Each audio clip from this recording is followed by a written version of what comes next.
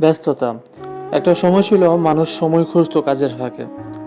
এখন কাজই খুঁজে মানুষকে। সময় না থাকলেও শহরের প্রতিটা সকাল শুরু হয় দৌড়ে, বাস ধরার দৌড়ে, দায়িত্ব সামলানোর দৌড়ে, স্বপ্ন বাঁচিয়ে রাখার দৌড়ে। এই দৌড়ের নামই আজ ব্যস্ততা। সেই মানুষটিও ব্যস্ত ছিল। ভোরের ঘুম ভাঙতো অ্যালার্মে, রাতে ঘুম আসতো ক্লান্তিতে। দিনের পর দিন কেটে যেত একই রুটিনে। কাজ, দায়িত্ব, হিসাব সব ছিল, শুধু সময় ছিল না।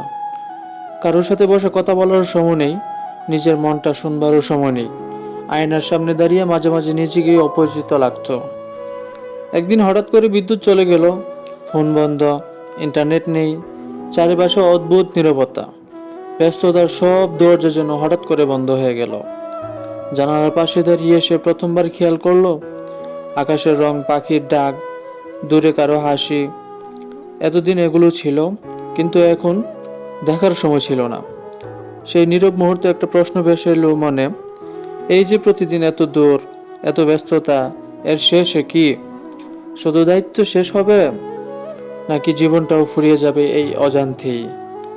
পরদিন আবার বিদ্যুৎ এলো, ফোন বাজলো, ব্যস্ততাও ফিরল। কিন্তু মানুষটা আর আগের মতো রইল না। সে এখনো ব্যস্ত, কাজ করে, দায়িত্ব পালন করে, তবে প্রতিদিন একটু সময় রেখে দেই নিজের জন্য। চা হাতে জানালার পাশে দাঁড়ানোর সময়, প্রিয় মানুষের খোঁজ খবর নেওয়ার সময়, নিজের মনটাকে শোনার সময়। কারণ সে বুঝতেছে ব্যস্ততা প্রয়োজন, কিন্তু ব্যস্ততার ভেতরে হারিয়ে গেলে জীবনটা আর জীবিত থাকে না। সময় সময় না থাকাতেই সবচেয়ে বড় ব্যস্ততা নয়, সময়কে অনুভব না করাটাই আসল ব্যস্ততা। ব্যস্ততা ছোট্ট একটি শব্দ, কিন্তু এর ভেতর লুকিয়ে থাকে অনেক না বলা কষ্ট, অনেক না বাঁচা জীবন। বোর হই, শহর জেগে ওঠে অ্যালার্মের শব্দে, আর মানুষ জেগে ওঠে দায়িত্বের চাপে। সেও জেগে উঠে, চোখ খুলে মাথার ভিতর হিসেবে কি করতে হবে, কোথায় যেতে হবে, কার জন্য কি জোগাড় করতে হবে। নিজের কথা সেখানে নেই, থাকারও সুযোগ নেই। দিনের আলো বাড়ার সাথে সাথেই ব্যস্ততা বাড়ে। ফোন বেজে ওঠে, কাজের ডাক দেই, মানুষ চাই, কেউ সময় চাই, কেউ ফলাফল। সে ছুটে চলে, কখনো হাসে, কিন্তু সেই হাসিতে ক্লান্তির দাগ লুকানো। কখনো চুপ থাকে, কারণ বলার সময় নেই। কেউ একদিন জিজ্ঞেস করেছিল, তুমি কেমন আছো? সে উত্তর দিয়েছিল, ব্যস্ত আছি। এই ব্যস্ত আছি কথার ভিতরে লুকিয়ে ছিল ভালো না থাকা, একা থাকা, নিজের সময় না থাকা। কিন্তু এসব বলার সুযোগ কার আছে? সবাই তো ব্যস্ত। রাতে ঘরে ফিরে সে বসে থাকে নীরবে। চারপাশে মানুষ আছে, কিন্তু কথা নেই। মনে হয় আজও দিনটা পার হয়ে গেল, কাজ শেষ হলো, কিন্তু মনটা অপূর্ণই রয়ে গেল। আয়নার দিকে তাকিয়ে হঠাৎ নিজের চোখের দিকে তাকিয়ে ভয় লাগে। এই চোখে একদিন স্বপ্ন ছিল, এখন শুধুই ক্লান্তি। এক রাতে বিদ্যুৎ চলে যায়, অন্ধকার ঘর, নীরব চারপাশ, ব্যস্ততার সব শব্দ হঠাৎ থেমে যায়। ফোন নিস্তব্ধ, দুনিয়া থেমে গেছে যেন।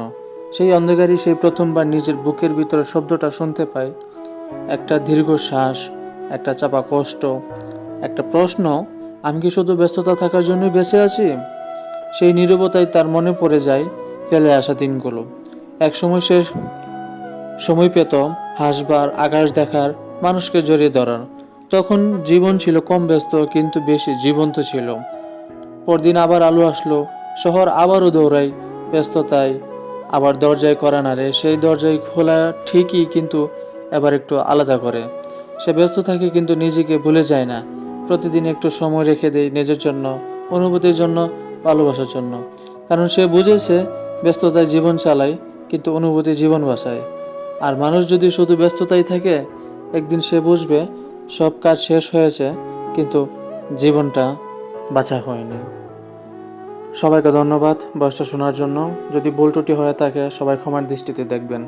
আল্লাহ হাফেজ।